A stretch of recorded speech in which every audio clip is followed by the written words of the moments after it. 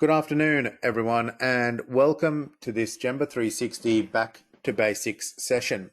Today, we're focusing on the e-learning modules and how you can set up a specific module that you want staff to actually be trained on, set up questions, and where this can then appear in your HR module from a compliance reporting point of view. So I know that's a bit of a mouthful to start it off, but essentially what we're going to look at is the e-learning module and linking this to the HR management from a compliance point of view.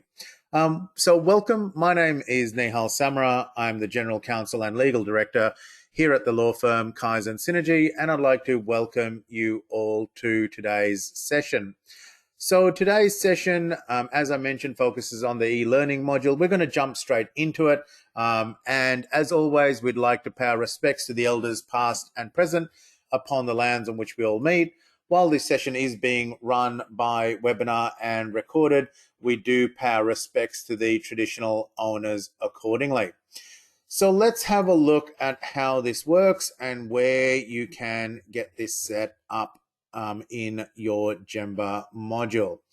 So if we log in, we're just using our existing sandbox site. Now, where I am going to go is firstly into the HR module. And why I'm starting off with this, if I click on this, what you'll see is that under the HR space, we have what we call the qualifications section. Now, on this, there is a section called skills. And let's say I'm going to be running a risk management training that I really want staff to be able to complete. And so I've just set this up here. You might call it something specific for your agency as well. I've just called it risk management. You can go in and obviously update it. So I'm just going to go into the admin panel and I'm simply going to go to skills. And this is where I can add it or change it or update it. So I've just called it risk management training for now. Now, what happens and how this works is this. Often there is training that you want your agency staff, it's often internal, that you want them to do. So let's say that in the Gemba College, when I click on this, it brings up this screen here or the likes of something that you might have as well too. Now from here, what you'll see is that I can actually create what we call a new event. And when I click on that, what comes up is, and I'll just show you this here, is this screen here. Now, I can select this, and the idea of creating the new event on this is that it'll actually show up on my calendar.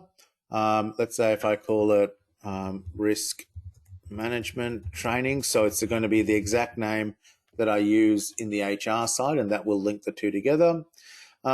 It's going to want me to say when I'm going to open this up from as well too. That way I can either have it what we call without duration, so that means that it's just ongoing, or let's say I wanted all staff to complete this within the next 2 weeks. So let me push this out to then go to the 23rd of May. Here it is here, or I can select it by using the calendar. If I wanted to repeat this event, again, I can also repeat this. So that way, let's say I wanted to set this a year in advance or the likes, I've then got this option to be able to actually create these events. But essentially, I've got these trainings that are being set up in the calendar. Now on this, I'm going to say, hey everyone, we are running risk management training for everyone. It'll automatically give me my spelling mistakes as well too. Please watch the video and complete the questions. Okay, something simple that you'd know want. You can be a lot more detailed on it. You can also, and this is just one one that's asked me for the date that I need to have in here. Here we are here. So you might be a lot more detailed and creative than what I am, but essentially you get the idea. You can then add in some further information and telling people what it's about and all this sort of stuff. Now, once you create that event, what will come up is that it'll appear in the calendar side for you, okay? It'll appear in the calendar and it'll actually send out emails to everyone to say, hey, everyone, look, this training has been set up, which is why you can actually base it on a user or a site, depending on who you want. So you've got the option, if you wanted to send it out to a group of people, a specific person. I'm going to say, if there was a, in compliance terms, you might often hear that there are cowboys in your agency that you want to kind of, make sure that they undertake training, or the likes, and you want to open it up to your whole agency to complete. Now, on that, I've then directed them to which module we need them to complete. And you can use that, let's say it was the introduction to risk management, like what I've got here.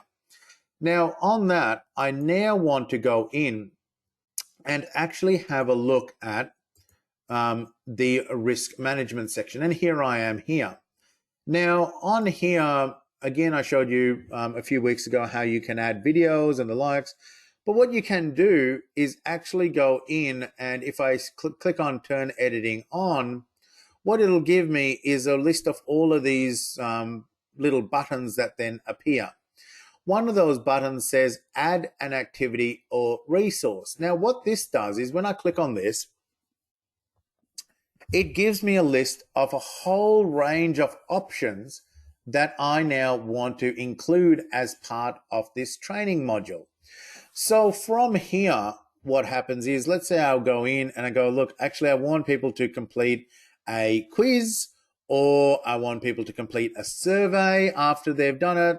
I want them to add in a chat, or if you really wanted to get some feedback, you can add some feedback.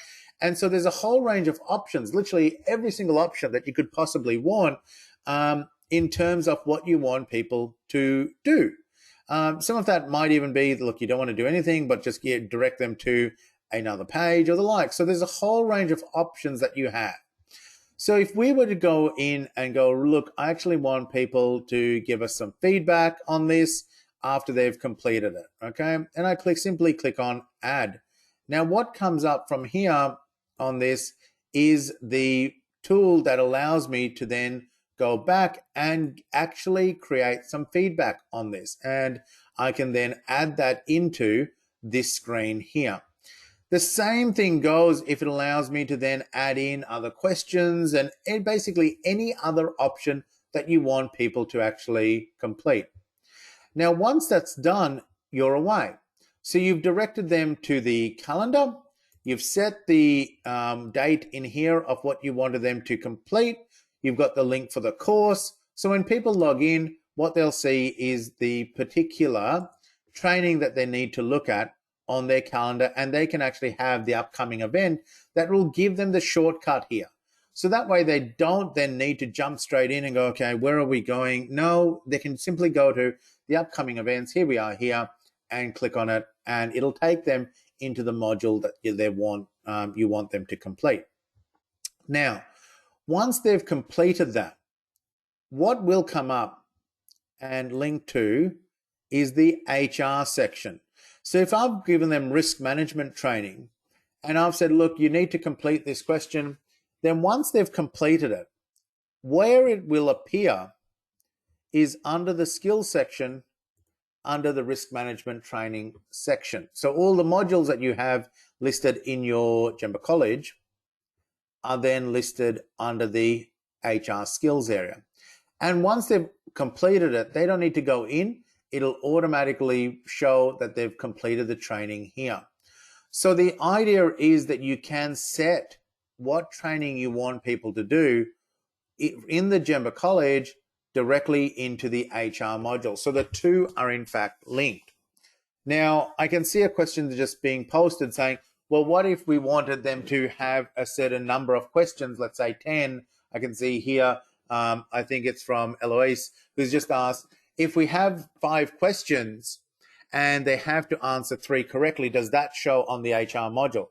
So no. So what it'll show is that they've completed the training. So if you set, I'm going to call it a competency mark that they must answer 3, then it'll show it as completed, or completed, not completed. So it'll show that they've tried it, but they haven't completed it. And that's what it'll be the status on the HR side. If you wanted to run reports on who's done what and when from the Gemba College e-learning side, then where you can go is under the admin section. And the admin section allows you to run reports. And the reports that you can run is literally any types of reports that you want to see on here. And we will be going through this in detail over the upcoming weeks. You can literally look at competency breakdown by course, by question, who's logged in, what are the live logs, what are the activity reports. If there's a suite of different courses that you wanted people to complete, then that will appear here. So let's say you had mandatory training that you needed people to complete throughout 3 months, 12 months. It might be fire drills. It might be a whole range of different training, privacy, etc. Then again, you can actually bring out that report here, and that's where you'll actually see it. But for now, the way it works is that if you wanted to have training allocated to staff and then get it registered on the HR side, essentially it appear on the skills. But essentially from Gemba, you can, under the Gemba e-learning college space, you can go in, you can actually create it as a new upcoming event through the calendar. That'll bring you up to this screen here. You can link it to a specific module that you want to be created, and then also add whatever questions or feedback or surveys that you wanted people to complete. So that brings together the kind of workflow of linking the e-learning to the HR module. Now, I'm more than happy to stay online and answer any questions that people might have. Certainly, if you are watching this recording after today's live session, then by all means, please reach out to us on the 1300 360 360 number, or you can email us at support@gemba360.com. Of course, you can also use the online chat as well too and link in with us that way.